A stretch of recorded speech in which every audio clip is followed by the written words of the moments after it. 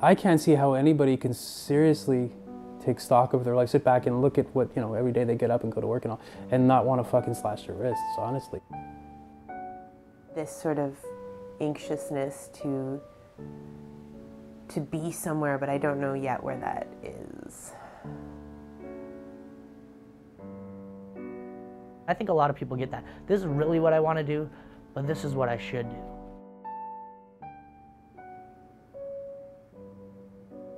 I don't feel like I'm fulfilling my potential. Yeah, I'm definitely not where I should be yet. They're not sure what they want to do with their life, but, you know, getting the standard Western experience isn't it. There's nothing wrong with having an existential crisis. I think that's how society moves forward. And I always thought that when I grew up, it would all become clear.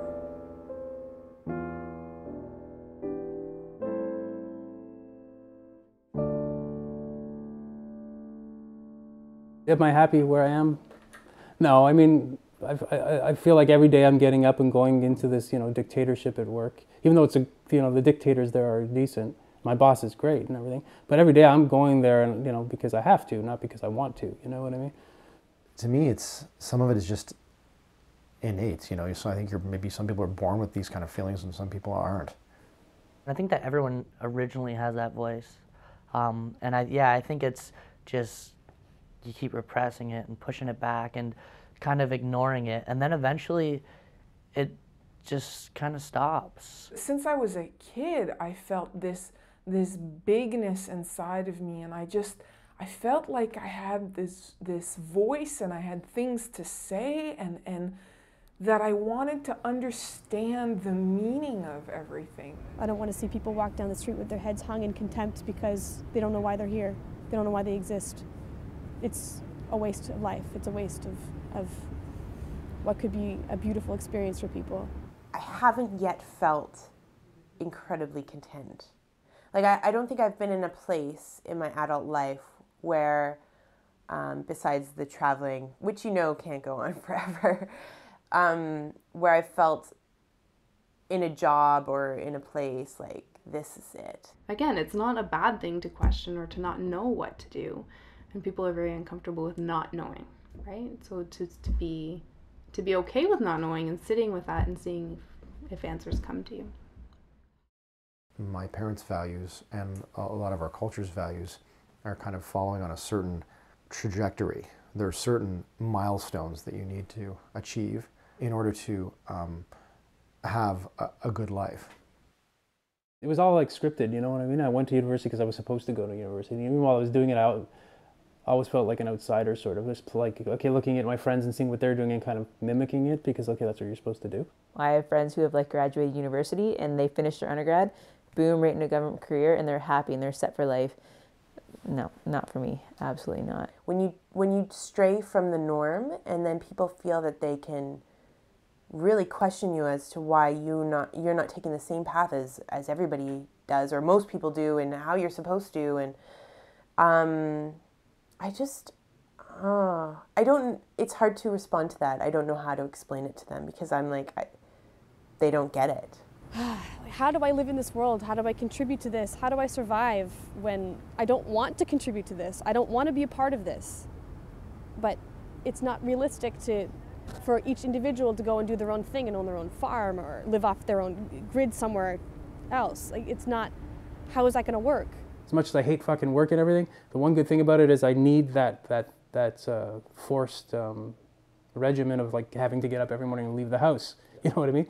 The day that I walked into that office building, I said to myself, I asked myself, I wonder how long it's going to take me before I can leave. Just going to the government, like, are you really happy? Is that what you dreamed of when you were 5 years old? I remember thinking that there's no way I want to be an accountant. There's no way I want to do anything with accounting. I fucking hate this. This is depressingly boring, right? But I did it anyways, and like I was doing pretty well. I found it fairly easy because I was good with numbers and shit. So I found it fairly easy. So I figured, okay, well, I'll just get the degree anyway, right? Like, I'm sure you didn't, go into grade 1 and write your little report card saying, I want to work in the Ministry of Transport and stamp people's licenses. Like, that's not what you dream of. I feel that by society's standards, I feel like I've accomplished nothing. Wait a minute, no, I'm just being hard on myself. Let's look at how everyone else sees it. Everyone else sees it as I'm doing great, so I am doing great, you know? So it kind of takes away from them to strive more. I don't know. I do feel, yes, I do feel like there's a timer on me accomplishing some of my goals and dreams, and then I hear about people who are continuing to do that. I just left because I was scared that if I stayed, that voice that was telling me, you know, you could be doing so much more with your life than this, and you know you're meant to do more with your life than this. I was scared that that voice would stop telling me that. I still think that it's our generation, though. I think it's a generational thing where we're just kind of searching, always searching. But I think the world would be a better place with less of an emphasis on money and with, you know, a redefinition of like what success is, maybe. I could put this $15,000, $20,000 that I'm going towards this volunteer trip into a down payment on a house, you know, and then really start to set myself up. But that's what I should do at the age of 25, but is that what I want to do? Absolutely not. When you're not, like I said earlier, looking for like how am I going to get something to eat and all that, then you have the luxury of questioning everything too, right? So I'm conscious of that as well. Like, and that's where the spoiled thing comes in, right? Like, we are spoiled. Like, all of us are. Even the poorer people in this country are spoiled relative to most people in the world, right? It's no longer a question of surviving.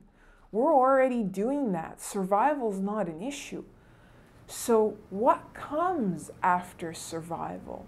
What about being human? What about living the experience? What about connecting with people? What about having beautiful conversations and looking up at the stars and being in awe of life and in awe of the things that are around us? In Western society, I guess the children, they have a lot more pressure put upon them.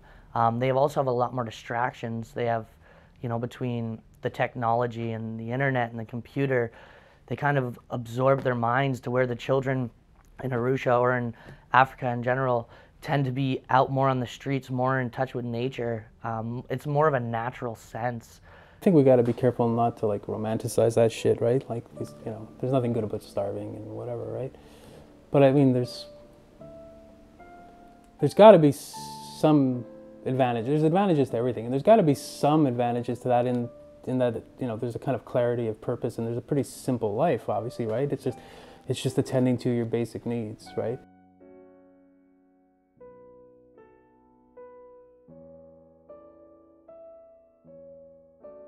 I think people are looking for this thunderbolt of like, I have the answer. But it's not. It's the answers surrounding them, and it's just becoming aware of it. There is no point. There's no fucking point to anything, in my opinion, right? There's no fucking point, so just, you know, make a point. Decide what you want to do it, and whatever can keep you from thinking about how pointless life is.